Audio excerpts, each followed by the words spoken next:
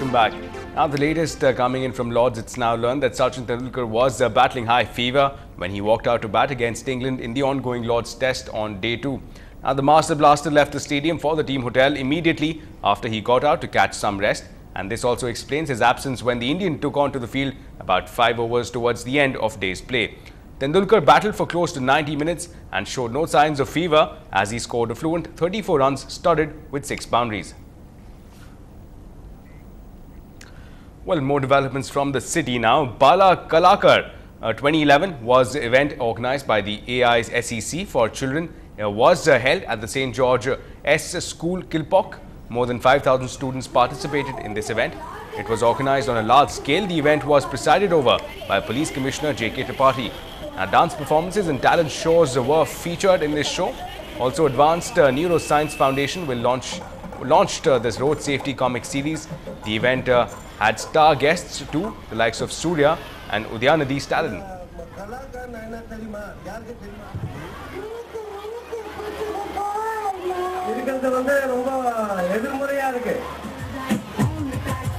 So we are from France, we are 20 and we are working with ISEC Chennai in a Footprint project.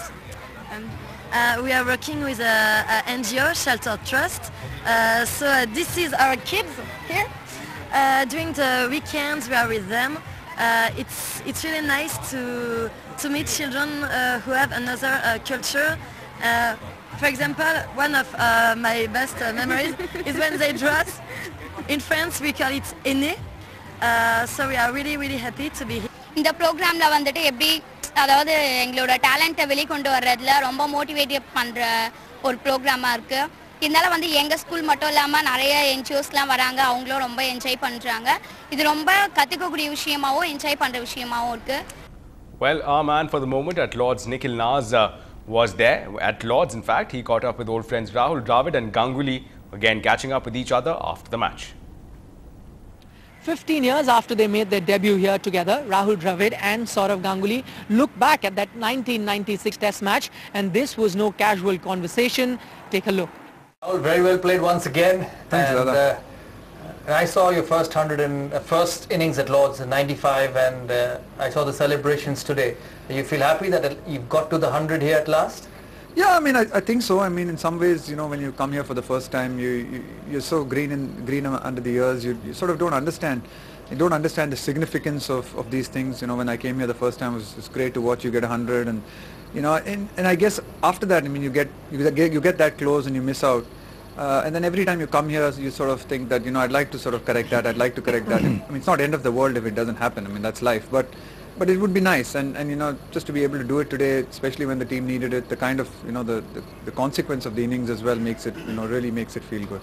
Rahul, I saw you get the 100 in Jamaica and now the 100 in England, and I saw the celebrations as well. You think it's something to prove to yourself at this age, at 38, those 200s are very good hundreds. I saw it on that wicket in Jamaica, and now at Lords on a difficult track as well.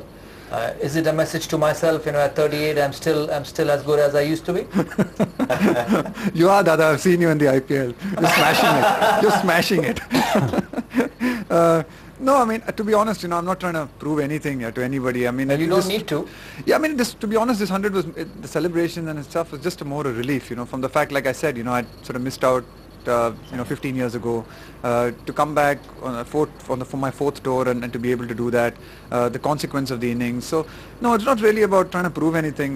Sort of now, you know, at this stage, it's really trying to make a contribution to the side. Well, two modern-day legends of the game from India.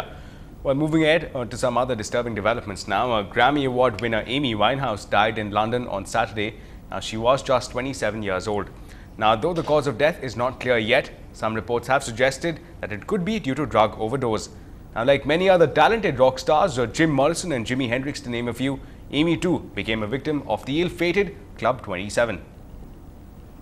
Her brief life marred by self-destruction. Substance abuse overshadowed a distinctive musical talent. Controversial British singer Amy Winehouse was found dead in her London home on Saturday. She was only 27. The soul jazz diva, who shot to fame with the album Back to Black, Blending jazz, soul, rock and classic pop was a global hit.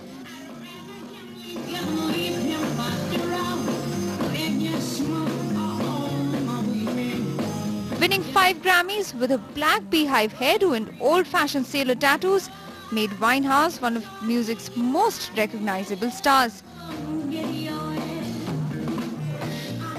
Amy Winehouse, who once said, "I didn't go out to be famous, however plummeted into the dark abyss of fame."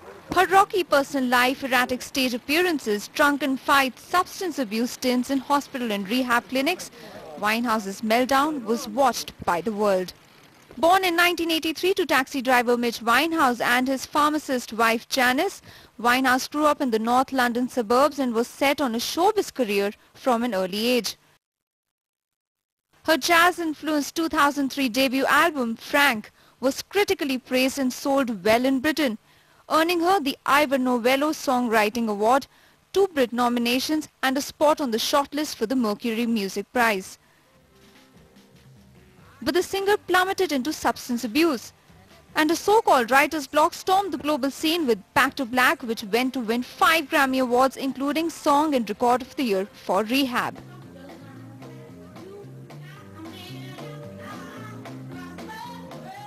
Music critic John Islewood attributed her transatlantic success to a fantastic voice and a genuinely original sound. However, her personal life overshadowed her career. She acknowledged struggling with eating disorders, manic depression, as accounts of her erratic behavior, cancelled concerts, and drink and drug-fueled nights began to multiply. An often unsteady and vacant-eyed Winehouse made headlines for all the wrong reasons.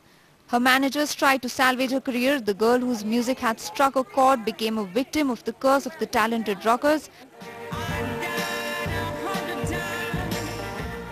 The ill-fated Club 27, Janis Joplin, Jimi Hendrix, Jim Morrison, singers who died young, but their legacy lives on.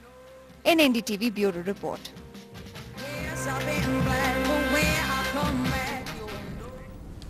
Well, that's all we have time for. Keep watching NDTV Hindu.